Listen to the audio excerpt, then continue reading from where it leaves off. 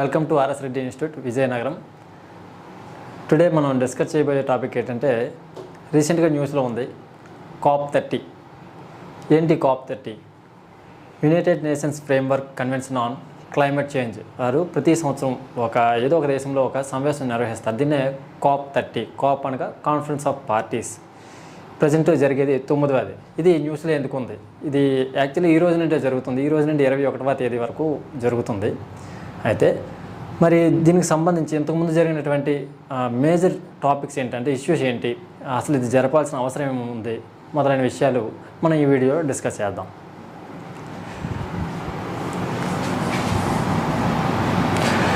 ఇది ప్రజెంట్ COP30కి సంబంధించి ఇప్పుడు జరుగుతున్నటువంటి టాపిక్ ఏంటంటే UNFCCC అన్నది United nations framework convention on climate change అని పేరుతో మనకి క్లైమేట్కి సంబంధించి, అంటే పారిశ్రామికీకరణ జరిగిన తర్వాత మన దేశంలోనే కాదు ప్రపంచవ్యాప్తంగా పొల్యూషన్ స్థాయిలను విపరీతంగా పెరగడం వల్ల గ్లేసియర్స్ ఏవైతే ఉన్నాయో అవి నిరంతరం కరిగిపోయి సముద్ర మట్టం అనేది పెరిగిపోతుంది. దీని కారణంగా గ్లోబల్ సౌత్లో ఉన్న దేశాలు మెయిన్ ఏవైతే పేద దేశాలు ఉన్నాయో లేదంటే దీవులు ఏవైతే ఉన్నాయో అవన్నీ కూడా సముద్ర మట్టం పెరిగిపోవడం వల్ల నిరంతరం ముంపుకు గురవుతున్నాయి. వీటిలో ప్రధానంగా కొన్ని దేశాలు ముంపుకు గురై భవిష్యత్తులో కనుమరుగైపోయే అవకాశం కూడా ఉంది. ఫ్రెండ్స్, ఇక్కడ మీకు ఒక క్వశ్చన్ ఏంటంటే, ఇటీవల ఒక దేశం 2050 నాటికి పూర్తిగా అయిపోయే అవకాశం ఉంది. అది ఏ దేశమో మీకు తెలిస్తే కామెంట్ చేయండి. అది రీసెంట్గా మెటావర్స్లో కూడా 3D మెటావర్స్లో కూడా మారడానికి ప్రయత్నం చేస్తుంది. అది చాలా చిన్న దేశం. తెలిసినట్లయితే వీడియో కింద కామెంట్ చేయండి. ఇక వీడియోలోకి వెళ్ళిపోయినట్లయితే మనకి UNFCCC అనేది ఫస్ట్ టైము 1992 బ్రెజిల్లో ఈ సమావేశం ఏర్పాటు చేశారు. దీన్ని ధరిత్రి సమావేశం అని కూడా చెప్తారు. దీనిలో భాగంగా కొన్ని నిర్ణయాలు తీసుకోవడం జరిగింది. ఏంటంటే ఈ పొల్యూషన్ ఏవైతే ఉన్నాయో దీన్ని తగ్గించడానికి ప్రపంచవ్యాప్తంగా దేశాలన్నీ కూడా ఉమ్మడిగా ఒక సమావేశాన్ని ఏర్పాటు చేసుకొని ఒక కలిసికట్టుగా ఈ నిర్ణయాలన్నీ కూడా అమలు చేయాలి అని చెప్పి ఈ కన్వెన్షన్ని తీసుకురావడం జరిగింది. దీనిలో భాగంగా ఇది అయితే 92లోనే వచ్చినప్పటికీ మనకి అమల్లోకి వచ్చింది మాత్రం 94 మార్చి 21 నుండి ఇది అమల్లోకి రావడం జరిగింది. ఇక ఇది ఒక సూత్రం మీద డిపెండ్ అయ్యి పనిచేస్తూ ఉంటుంది. అది CBDR అంటే కామన్ బట్ డిఫరెన్షియేటెడ్ రెస్పాన్సిబిలిటీస్ అనే సూత్రం ఆధారంగా పనిచేస్తుంది. అంటే అర్థం ఏంటంటే, కామన్ అంటే ప్రతి దేశాలు కూడా అంటే పొల్యూషన్ పెంపొందించడంలో లేదా global warming green house effect అనేది ప్రతి దేశం మీద ప్రభావం చూపుతూ ఉంటుంది. అందులో ప్రధానంగా ఈ అభివృద్ధి చెందుతున్న లేదా పేద దేశాలు ఏవైతే ఉన్నాయో వాటి మీద హెవీగా ఉంటుంది. కానీ వీటికి కారణం అభివృద్ధి చెందిన దేశాలు, పారిశ్రామికంగా ఏ దేశాలు అయితే బాగా అభివృద్ధి చెందాయో అవి విడుదల చేసినటువంటి ఈ పొల్యూటెంట్స్, కార్బన్ మోనాక్సైడ్, సల్ఫర్ మొదలైన వాటి వల్ల, ఈ పొల్యూటెంట్స్ వల్ల గ్లేసియర్స్ కరిగిపోయి గ్లోబల్ వార్మింగ్ అనేది చాలా హెవీగా అవుతుంది. అదేవిధంగా ఓజోన్ డిప్లిటేషన్ మొదలైన కారణాల వల్ల ఓజోన్ లేయర్ రంధ్రాలు పడి మనకి సముద్ర మట్టాలు అనేవి నిరంతరం పెరుగుదలకి కారణమవుతున్నాయి అన్నమాట. కనుక వీటన్నింటి వల్ల అంటే ఏవైతే మేజర్ ఈ పార్టిసిపేట్ చేస్తున్నాయో అంటే పొల్యూషన్ విడుదల చేయడంలో ఏవైతే మేజర్ పాత్ర పోషిస్తున్నాయో ఆయా దేశాలు ఎక్కువ రెస్పాన్సిబిలిటీస్ తీసుకోవాలి, మిగిలిన దేశాలకి సహకారం అందించాలి అని చెప్పి ఆ సూత్రం మీద ఆధారపడుతూ ఈ సమావేశం ఏర్పాటు చేయడం జరిగిందనమాట. దీనిలో భాగంగా ఇది ప్రతి సంవత్సరం ఈ సమావేశం జరుగుతుంది. అయితే 2024కి సంబంధించి ఆసియాలో ఉన్నటువంటి అజర్బైజాన్ దేశ రాజధాని బాకులో ఈ సమావేశం నిర్వహించడం జరిగిందనమాట. అయితే ప్రస్తుతం మనకి వచ్చే వీడియోలో చివరిలో ఎక్కడ జరుగుతుందనేది మనం తెలుసుకుందాం. ఇక నెక్స్ట్ వచ్చేసరికి మొదటి సదస్సు వచ్చేసరికి 1995 జర్మనీ యొక్క రాజధాని బెర్లిన్లో జరిగిందనమాట. దీని యొక్క అవుట్కమ్స్ ఏమిటంటే మేజర్ ప్రోటోకాల్. ఇది వచ్చేసరికి జపాన్లోని 1997 డిసెంబర్ 11వ తేదీన జరగడం జరిగింది. ఇది 2005 ఫిబ్రవరి 16వ తేదీ నుండి అమల్లోకి వచ్చిందనమాట.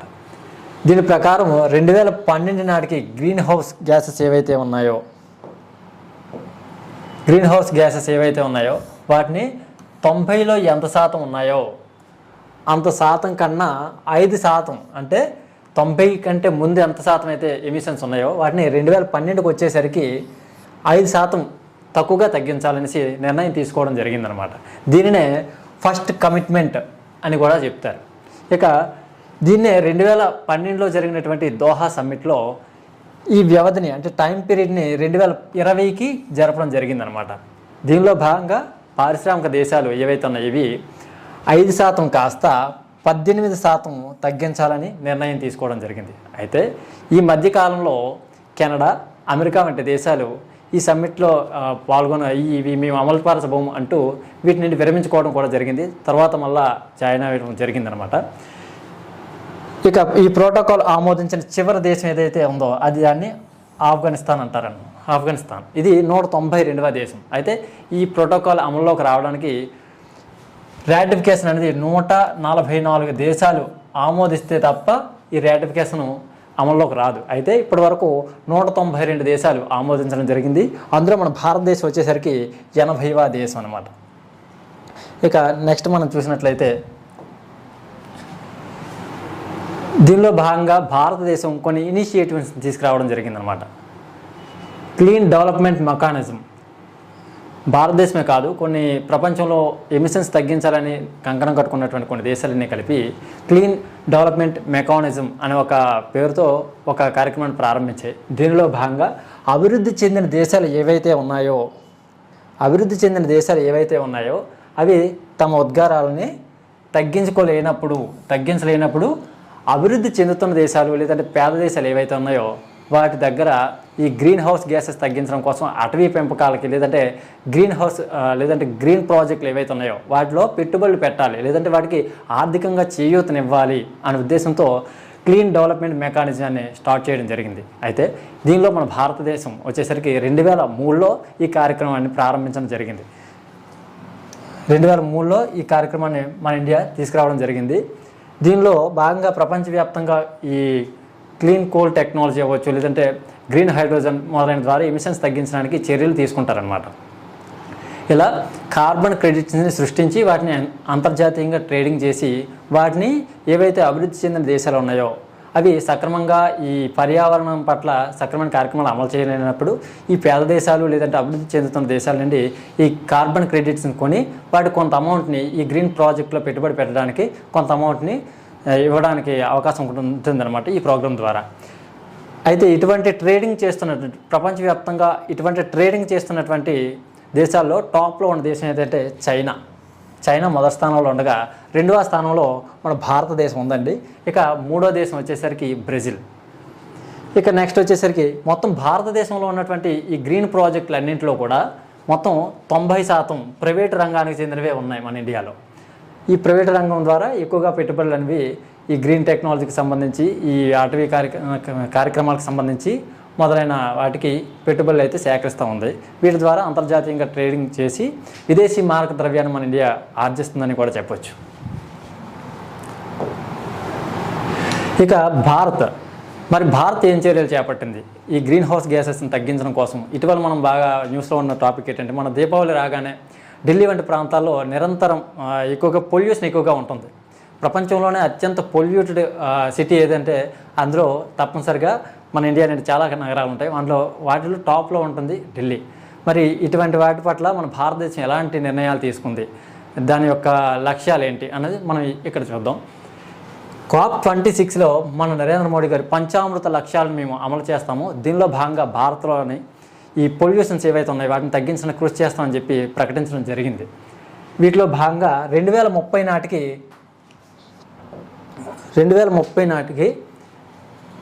45% ఎమిషన్స్ తగ్గిస్తాము.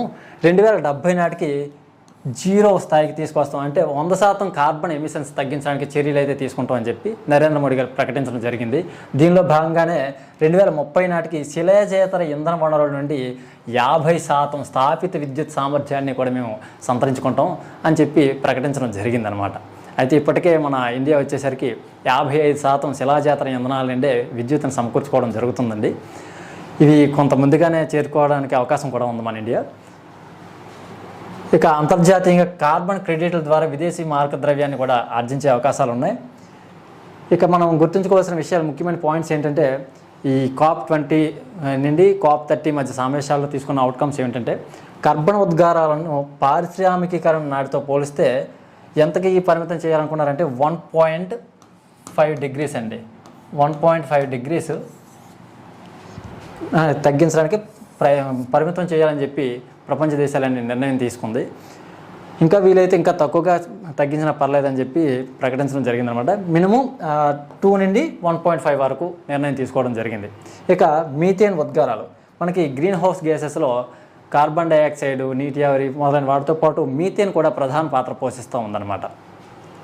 ఈ మీథేన్ అనేది 2030 నాటికే 30% మేర తగ్గించాలని చెప్పి యూరోపియన్ యూనియన్ ఏదైతే ఉందో అది ప్రతిపాదించిందండి. అయితే ఈ ప్రతిపాదన చాలా దేశాలు ఆమోదించడం జరిగింది.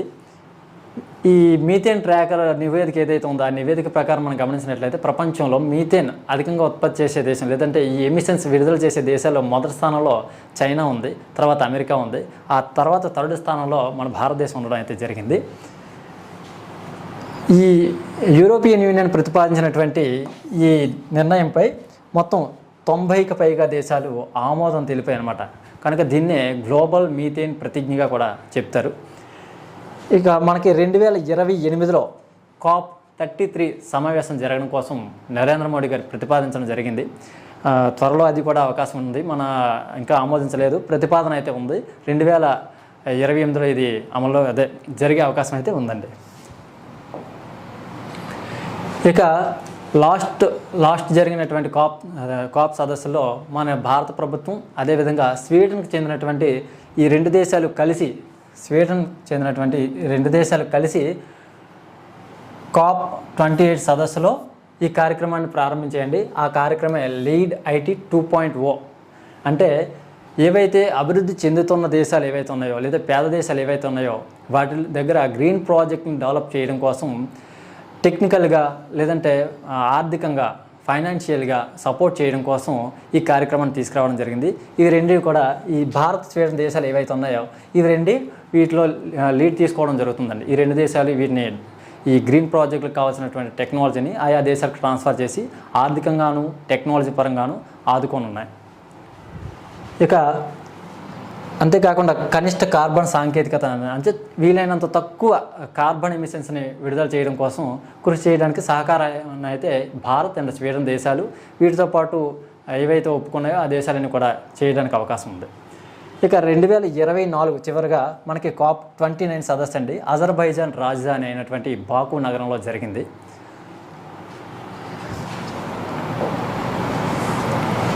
ఇక రీసెంట్గా అప్డేట్, ఇప్పుడు ప్రజెంట్ న్యూస్లో మనకి కనిపిస్తూ ఉంది. రీసెంట్ అప్డేట్స్ ఏంటంటే ఈ COP29 బాక్ నగరంలో COP30 అనే ఈ సమావేశం మనకి బ్రెజిల్ నగరమైనటువంటి బెలెమ్ అనే నగరంలో జరుగుతుంది. ఈ సమావేశం వచ్చేసరికి బ్రెజిల్ దేశంలో బెలెమ్ అనే నగరంలో జరుగుతుందండి.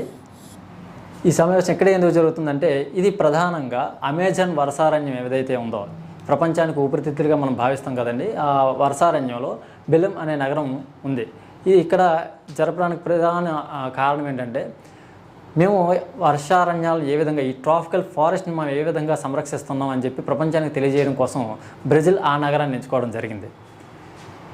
ఇదే సదస్సులో భాగంగా నిన్న ప్రకటించినటువంటి ఒక కొత్త కార్యక్రమం ఏంటంటే tropical forest for ever facility అనే కార్యక్రమాన్ని బ్రెజిల్ దేశ అధ్యక్షుడైనటువంటి లూలా డా సిల్వా ప్రారంభించారు.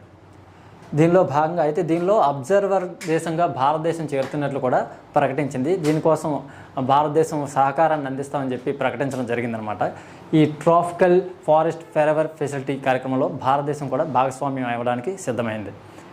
ఇక ఈ కార్యక్రమం లక్ష్యం ఏంటి, అసలు ఈ tropical forest for ever facility అనే కార్యక్రమం లక్ష్యం ఏంటి అంటే అవి మనం గమనించినట్లయితే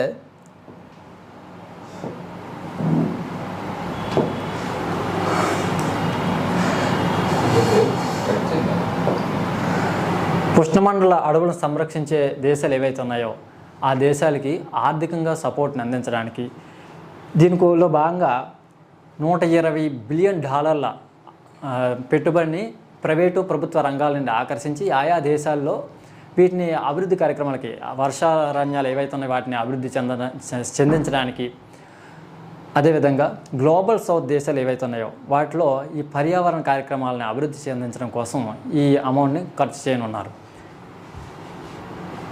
ఇక ఇందులో భారతదేశం ఆల్రెడీ అబ్జర్వర్గా జాయిన్ అవుతుందని ప్రకటించడం జరిగింది. ఇక ఈ నిధులని ప్రైవేటు ప్రభుత్వ సంస్థల నుండి సమీకరిస్తారన్నమాట.